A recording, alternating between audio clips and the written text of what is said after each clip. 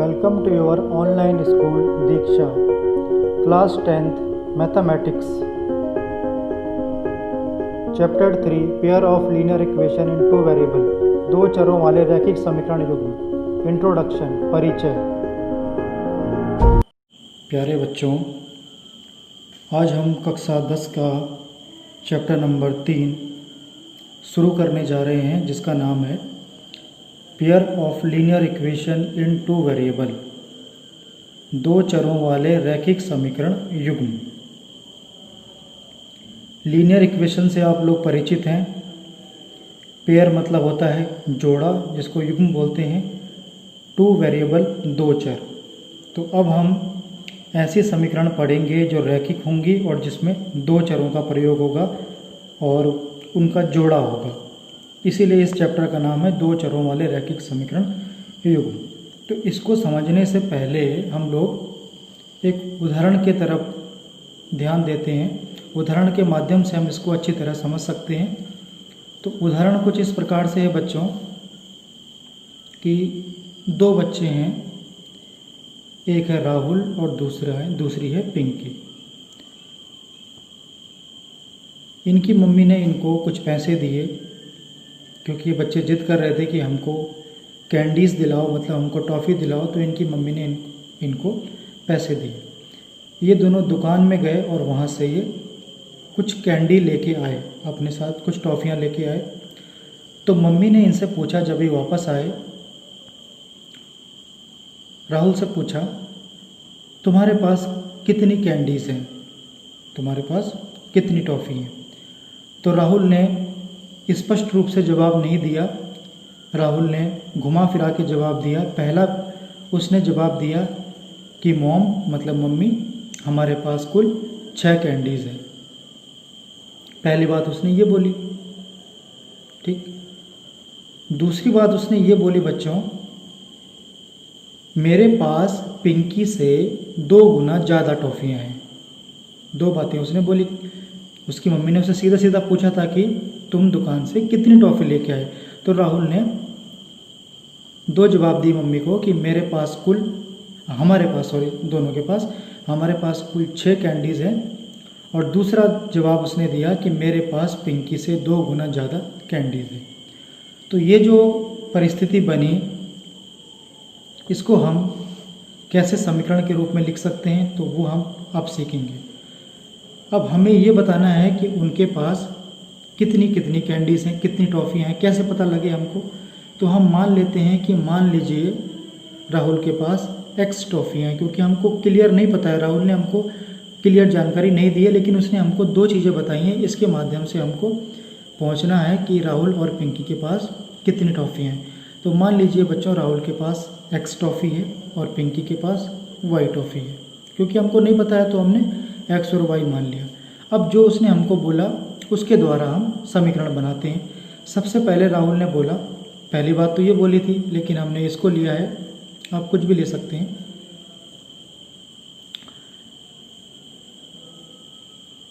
मेरे पास पिंकी से 2 गुना ज़्यादा कैंडीज़ है।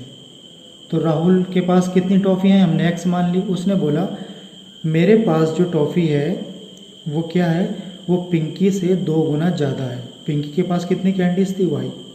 तो इससे हमने समीकरण बना ली X बराबर 2Y, ठीक है। 2Y को इस तरफ ले जाइए तो ये बन जाएगा X माइनस के 2Y बराबर 0। ये बन गया समीकरण नंबर 1, ठीक। दूसरी बात राहुल ने बोली कि हमारे पास कुल 6 कैंडीज़ हैं। तो राहुल के पास टॉफ़ी है X, पिंकी के पास टॉफ़ी है Y, और दोनों कुल का मतलब क्या है, दोनों का जोड़। कितनी कैंडीज़ हो गई, 6। तो इससे हमें दूसरी समीकरण मिल गई कि X प्लस Y बराबर 6। जो राहुल ने हमको 2 बातें बताई थी, उससे हमने अपनी 2 समीकरण बना दी, ठीक। इस प्रकार की समीकरणों को आप लोगों ने कक्षा 9 में भी देखा था, समझा था। आपका चैप्टर नंबर 4 था, दो चरों वाले रैखिक समीकरण। तो उसमें आप लोगों ने इस प्रकार की समीकरण देखी थी, तो वही हम यहाँ पे पढ़ने जा रहे हैं। तो बच्चों, इस प्रकार के समीकरण को हम कहते हैं दो चरों वाला रैखिक समीकरण, ठीक है। युग्म के बारे में बाद में चर्चा करूँगा। सबसे पहले हम देखते हैं कि इसको हम दो चरों वाला रैखिक समीकरण क्यों कहते हैं। देखिए, आप समीकरण नंबर 1 को देखिए, इसमें दो चर हैं x और y, ठीक, और जो चर की घात है वो कितनी है, 1। x की घात भी 1 है, y की घात भी 1 है, ठीक है।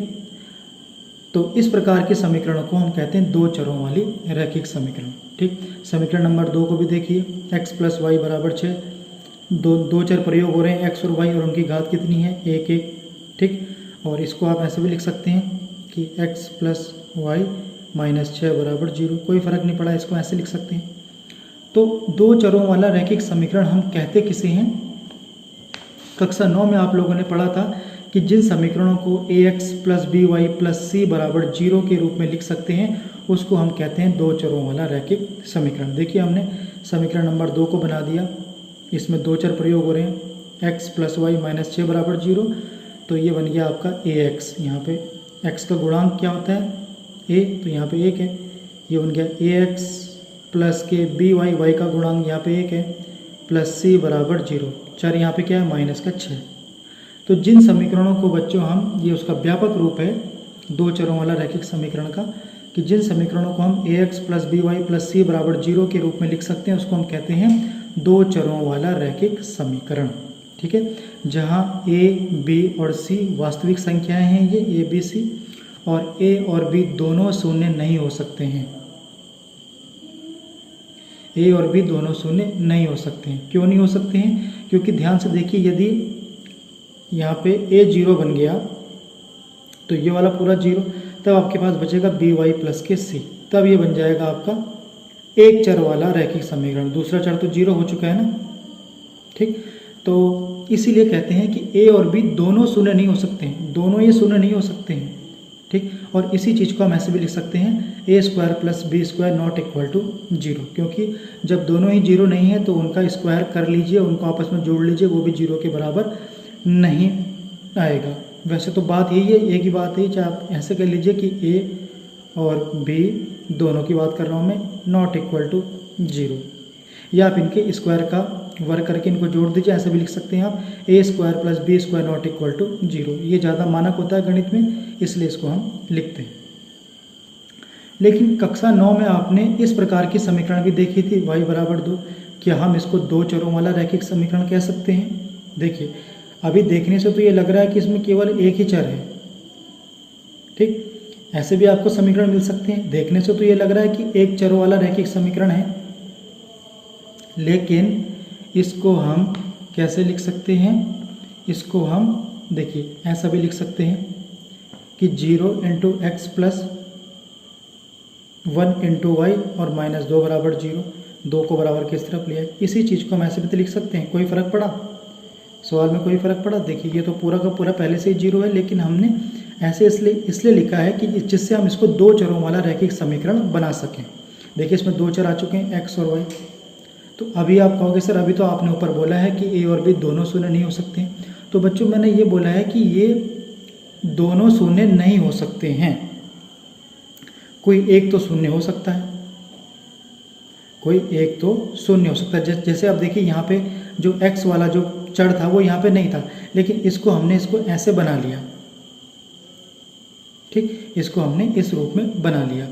तो अब देखिए, यहाँ पे ये बन गया ax + के by और ये + के c = 0। अब ये इस रूप में समीकरण बन गया, और जो समीकरण ax + by + c = 0 के रूप में बन जाती है उसको हम कहते हैं दो चरों वाला रैखिक समीकरण। तो इसमें आप लोग कन्फ्यूज मत होइए कि a और b दोनों एक साथ 0 नहीं हो सकते हैं, कोई एक सिंगल 0 हो सकता है, तो उसको हम इस रूप में बना सकते हैं, ठीक है। तो इसमें आपको कन्फ्यूज होने की आवश्यकता नहीं है। तो अभी तक हम लोगों ने ये जाना कि जिन समीकरणों को हम ax + by + c = 0 के रूप में लिख सकते हैं, जहाँ a, b और c वास्तविक संख्याएं हैं और a और b दोनों शून्य नहीं हो सकते हैं, अर्थात उनके वर्गों का योग भी ≠ 0 होगा, उनको हम कहते हैं दो चरों वाला रैखिक समीकरण, ठीक।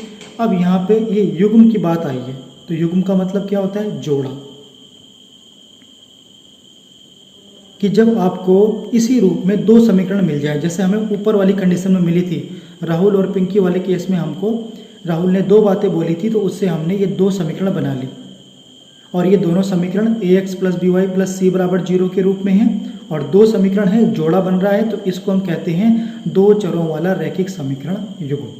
ठीक, इसके बारे में आगे मैं और डिटेल से बात करूंगा। मैंने देखिए एक और समीकरण लिख रखी है आपके पास 2x प्लस 3y बराबर 5।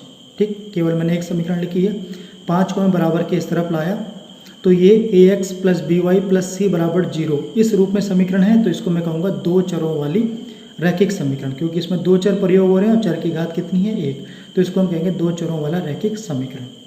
अब यदि मैं ax plus b y plus c से इसकी तुलना करूं, ऐसे हम आगे भी करेंगे इसलिए मैं आपको पहले बता रहा हूं कि ax प्लस के बी वाई प्लस सी बराबर 0 से इसकी तुलना करने पर, तो a बराबर बच्चों क्या मिल गया आपको 2, b बराबर क्या मिल गया प्लस का 3 और c बराबर क्या मिल गया माइनस के 5। चिन्हों का विशेष ध्यान देना है, चिन्ह सहित उसको लेना है, मैं बार बार आपको ये रिपीट कर रहा हूँ। तो ऐसे तुलना करके भी हम ABC का मान निकाल सकते हैं। ठीक, चलिए यहाँ तक मैं उम्मीद करता हूँ आपको बात समझ में आ गई होगी। अब देखिए मैंने ऊपर की दो समीकरण लिख दी हैं राहुल पिंकी वाली, तो इन समीकरणों को हम दो चरों वाला रैखिक समीकरण युग्म क्यों कह रहे हैं, ये तो आप समझ गए कि ये दो चरों वाले रैखिक समीकरण तो हैं ये। ठीक है, इसमें और क्या विशेषताएं हैं, तो इसकी विशेषता हम देखेंगे। हम देख सकते हैं कि समीकरण नंबर 1 और समीकरण नंबर 2 दोनों दो चरों वाली रैखिक समीकरण है, बिल्कुल है, क्योंकि ये ax plus b y plus c के रूप में बराबर 0 के रूप में है। इसमें एक और ख़ास विशेषता ये है कि दोनों समीकरणों में उभयनिष्ठ चर समान चर x और y हैं। देखिए दोनों समीकरणों में उभयनिष्ठ कॉमन चर x और y हैं, इसके अलावा और कोई चर इसमें प्रयोग नहीं हो रहा है। तो यही बात हमको नोट करनी है कि इस प्रकार के समीकरणों को हम कहते हैं दो चरों वाले रैखिक समीकरण युग्म, क्योंकि यहाँ पे जोड़ा बन रहा है, दो समीकरण है ना, दो मतलब जोड़ा, जो जोड़े में होती है, इसलिए हम इसको कहते हैं दो चरों वाला रैखिक समीकरण युग्म। तो हमने एक बात जानी कि जिन समीकरणों में दोनों चर समान होते हैं, उभयनिष्ठ होते हैं, तो और दो चरों वाली रैखिक समीकरण होती हैं, तो उनके जोड़ों को हम कहते हैं दो चरों वाला रैखिक समीकरण युग्म। तो मैं उम्मीद करता हूं कि आप ये समझ गए होंगे। आगे हम बात करते हैं, आप सब कुछ कंसेप्ट को समझ चुके हैं, इसके अलावा बच्चों इसमें और कुछ नहीं है, यही मेन कंसेप्ट है। आगे हम केवल ये देखेंगे कि इन समीकरणों का हल कैसे ज्ञात करते हैं, उसकी अलग अलग विधियां हैं, वो भी बड़ी आसान विधि हैं, लेकिन कंसेप्ट केवल इतना ही है कि ये आखिर दो चरों वाला रैखिक समीकरण युग्म कहते किसे हैं। तो इसमें आप लोगों ने कंसेप्ट समझ गए होंगे और इसमें कुछ नहीं रखा है, आगे हम बढ़ेंगे। तो अब हम बात कर लेते हैं कि जर्नल फॉर्म, जिसको हम सामान्य रूप कहते हैं, कि आखिर दो चरों वाली रैखिक समीकरण युग्म की जर्नल फॉर्म क्या होती है, सामान्य रूप। तो बच्चों ये इस रूप में होती है। देखिए दो समीकरण हैं तो मैंने दो लिख रखी हैं, a1x plus b1y plus c1 बराबर 0, ये समीकरण नंबर 1 की बात चल रही है, और दूसरा रूप होता है a2x plus b2y plus c2 बराबर 0, क्योंकि जोड़े हैं इसलिए हमको जोड़ों में लिखना पड़ रहा है। तो ये इसका सामान्य रूप है। ठीक है, देखिए यहाँ पे हम a और b ले रहे थे, क्योंकि यहाँ पे जोड़े लगाए गए हैं, तो मैंने a1 b1 c1 और नीचे a2 b2 c2 ले लिया। चीज़ वही है, देखिए चीज़ वही है कि जिन समीकरणों को हम ax plus by plus c बराबर 0 के रूप में लिख सकते हैं, उसको हम दो चरों वाला रैखिक समीकरण कहते हैं, क्योंकि यहाँ पे जोड़े थे इसलिए मैंने a1 b1 c1 और a2 b2 c2 ले लिया। ठीक है, तो ये इसका सामान्य रूप है बराबर 0। अब जहाँ पे a1 a2 b1 b2 c1 c2 सभी क्या हैं, वास्तविक संख्याएं हैं, और इनके क्योंकि ये 0 के बराबर नहीं हो सकते हैं, इसलिए a1 square plus b1 square not equal to 0, और दूसरे से a2 square plus b2 square not equal to 0। जैसे हमने ऊपर पढ़ा था, ये दोनों शून्य नहीं हो सकते हैं, तो उनके वर्गों का जोड़ भी शून्य नहीं होगा। तो वही चीज़ लिखी गई यहाँ पे। इसके कुछ उदाहरण ले लेते हैं, जैसे कि देखिए पहला उदाहरण है 2x प्लस 3y माइनस 7 बराबर 0, और दूसरा जोड़ा है 9x माइनस 2y प्लस 8 बराबर 0। ठीक है, यही समीकरण मैं ऊपर लिखता हूँ, जैसे कि 2x प्लस के 3y माइनस 7 बराबर 0, और दूसरी समीकरण है आपके पास 9x माइनस के 2y प्लस के 8 बराबर 0। ये आपके पास दो चरों वाला रैखिक समीकरण युग्म है। अब इसके सामान्य जो जर्नल फॉर्म है उससे तुलना करते हैं। समीकरण नंबर 1 की तुलना हमने करी, a1x प्लस के b1y प्लस के c1 बराबर 0 से। तो तब तुलना करोगे तो आपको आप कहोगे सर a1 बराबर तो इसमें है 2 और b1 बराबर इसमें क्या है प्लस का 3 और c1 बराबर इसमें क्या है माइनस के 7। और जब दूसरी समीकरण दूसरे युग्म की तुलना करोगे किससे a2x प्लस के b2y प्लस के c2 बराबर 0। तो a2 बराबर क्या आ गया आपके पास 9 आ गया है, b2 बराबर क्या आ गया है माइनस का 2 और c2 बराबर क्या आ गया आपके पास 8। तो ऐसे तुलना करके भी हम a1 b1 c1 a2 b2 c2 का मान निकाल सकते हैं। ये इसलिए बताया जा रहा है कि आगे इनकी ज़रूरत पड़ने वाली है, तो इससे आप परिचित हो जाएं, आगे आपको दिक्कत ना पड़े। तो ये इसके कुछ उदाहरण हैं। दूसरा उदाहरण मैंने लिया है x प्लस वाई बराबर 7। ये दो चरों वाला रैखिक समीकरण है, इसको आप ऐसे भी लिख सकते हैं x प्लस के वाई माइनस के 7 बराबर 0। और दूसरा है y बराबर 17। आप कहोगे सर इसमें तो केवल एक ही चर है, तो दूसरा चर आप ला सकते हैं। कैसे बनाओगे इसको आप दो चरों वाला रैखिक समीकरण? क्लास 9 में आपने खूब किए हैं सवाल कि जब एक चरों में समीकरण दे रखी होती है तो पूछा जाता है कि इसको आप दो चरों वाला रैखिक समीकरण बना सकते हैं। तो आप बिल्कुल बना सकते हैं। इसको आप ऐसे लिख सकते हैं 0 इंटू एक्स प्लस के वाई और 17 को इधर ले जाइए माइनस के 17 बराबर 0। अब ये बन गया ax plus b y plus c बराबर 0। दो चरों वाला रैखिक समीकरण बन गया। जहाँ कोई आपसे पूछे a बराबर कितना है तो आप कहोगे सर x का गुणांक 0 है, b बराबर कितना है, y का गुणांक कितना है, कुछ नहीं है तो यहाँ पे 1 है, और कांस्टेंट कितना है c बराबर माइनस के 17। तो मैं उम्मीद करता हूँ कि आज का जो परिचय हम लोगों ने अपना चैप्टर नंबर 3 का प्राप्त किया है वो आपको समझ में आ गया होगा। आगे हम कैसे दो चरों वाले रैखिक समीकरणों का हल ज्ञात करते हैं, कौन कौन से तरीके हैं उनके हल ज्ञात करने के, वो हम आगे सीखेंगे। ठीक, तो ये इम्पोर्टेंट चैप्टर रहता है बच्चों। इससे बड़ा क्वेश्चन भी आता है 6 नंबर का, जो दीर्घ उत्तरीय प्रश्न होते हैं और बीच से बीच से प्रश्न पूछे जाते हैं। तो 6 और 6 3 9 कभी कभी 9 नंबर का भी ये चैप्टर आपको मिल जाता है। तो इम्पोर्टेंट चैप्टर है। 9 या 10 नंबर का अक्सर बोर्ड परीक्षा में देखा है 9-10 नंबर का इस चैप्टर से आता ही है। तो मेन होता है परिचय, कंसेप्ट क्लियर हो जाना। तो मैं उम्मीद करता हूँ कि आपको इसका कंसेप्ट क्लियर हो गया होगा। कहीं भी कोई डाउट हो तो आप ग्रुप में कमेंट कर सकते हैं। आगे हम देखेंगे कि कैसे इन दो चरों वाले रैखिक समीकरण युग्मों को हल ज्ञात करते हैं, वो अगले वीडियो में। तो आज के लिए बच्चों इतना ही। Thank you very much.